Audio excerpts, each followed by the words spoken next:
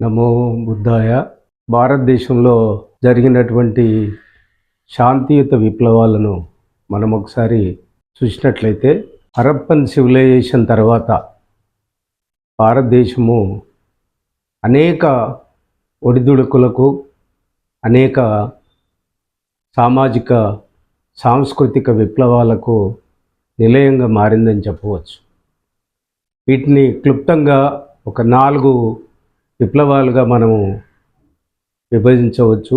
మొదటిది, ఆనాటి కాలమాన పరిస్థితులలో ప్రజలను అనేక మూఢనమ్మకాలతో, తర్వాత వేదిక్ వర్ణ సిద్ధాంతంతో మొదలైనటువంటి వేదిక్ రిలీజను, వేదిక్ సివిలైజేషన్ అనొచ్చు. దానికి వ్యతిరేకంగా ముఖ్యంగా గౌతమ బుద్ధుడు సాగించిన విప్లవము ప్రజలలో సమానత్వం కొరకు, సంక్షేమ రాజ్యం కొరకు, రాజ్యం ఏ విధంగా ఉండాలా, ప్రజలు శాంతియుతంగా ఏ విధంగా ఉండాలని చెప్పి జరిగినటువంటిది గౌతమ బుద్ధుని యొక్క జీవన మార్గం. రెండవది, బుద్ధుని యొక్క జీవన మార్గంలోనే అశోకుడు, ఎంపరర్ అశోకుడు తన కళింగ యుద్ధం తర్వాత బుద్ధుని మార్గం వైపు పయనించి ప్రజలకు సంక్షేమ రాజ్యం ఏ విధంగా ఉండాలా అని చెప్పి జరిపినటువంటి తన రాజ్యము. మనందరికీ తెలుసు, అశోకుడు అంటే ఏదో చెట్లు నాటించాడు రోడ్లెంబడి అని చెప్పి చదువుకున్నాం చిన్నప్పుడు. వాస్తవానికి ప్రజలకు నిజమైన సంక్షేమ రాజ్యాన్ని స్థాపించినటువంటి అశోక సామ్రాజ్యాన్ని మనము భారతదేశంలో అతిపెద్ద సామ్రాజ్యం గాంధార్ రాజ్యం వరకు, అంటే నేటి ఆఫ్ఘనిస్తాన్ రాజ్యం వరకు, చివరికి సౌత్లో ఆల్మోస్ట్ మద్రాసు ప్రాంతం వరకు కూడా విస్తరించినటువంటి సామ్రాజ్యంగా మనం చూడవచ్చు. అనేక సంక్షేమ పథకాలు, వ్యవసాయానికి సంబంధించింది కానివ్వండి, విద్యకు సంబంధించింది కానివ్వండి, ఆరోగ్యాలకు సంబంధించినటువంటి కానివ్వండి, పర్యావరణ పరిరక్షణకు సంబంధించినటువంటి, ప్రజలకు సౌకర్యం ఉన్నటువంటి చెట్లను కూడా అనేక విధాలైనటువంటి సంక్షేమ రాజ్యాన్ని మనము అశోక్ని యొక్క పీరియడ్లో మనం చూసాం.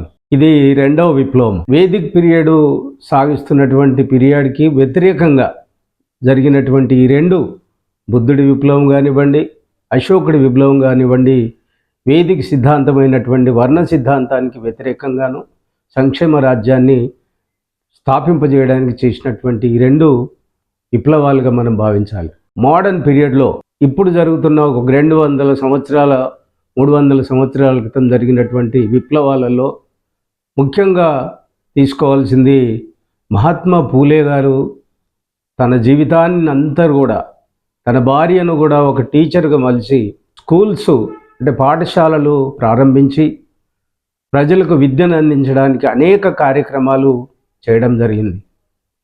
నిజంగా చెప్పాలంటే భారతదేశంలో టీచర్స్ డే అంటూ మనం జరుపుకోవాల్సి వస్తే సావిత్రిబాయి పూలే యొక్క జన్మదినాన్ని టీచర్స్ డేగా మనము జరుపుకోవచ్చు ఇండియాలో. భారతదేశంలో జరిగిన యుద్ధాలు ఏవైతే ఉన్నాయో అవన్నీ కూడా ఆర్యులకు, తర్వాత నేటివ్స్ ద్రవిడులకు జరిగినటువంటి యుద్ధాలుగానే తను పుస్తకాలు రచించి, ముఖ్యంగా తను రచించినటువంటి బానిస బ్రతుకుల గురకు, తర్వాత బానిసత్వం గురించి తను రచించినటువంటి పుస్తకంలో తను చెప్పడం జరిగింది. ఇక 4వ వాడు మనందరికీ తెలుసు, భారతదేశంలో అత్యంత మేధావి అయినటువంటి డాక్టర్ అంబేద్కర్ గారు అనేక ఉద్యమాలు చేశాడు. మొదటి 10 సంవత్సరాలు దళితులకు ముఖ్యంగా అనేక హక్కుల కొరకు తను పోరాటం చేశారు. అది మహాచెరువు పోరాటం కావచ్చు, కాలారాం టెంపుల్ ఎంట్రీ కావచ్చు, ఘోషిస్తున్నటువంటి మను స్మృతి కావచ్చు. మను స్మృతిని కాల్చేశాడు ఆయన. కాబట్టి ఈ విధంగా మొదటి దశలో అతను అనేక ఉద్యమాలు చేశాడు, సామాజిక ఉద్యమాలు, ప్రజల చైతన్య ఉద్యమాలు చేశాడు.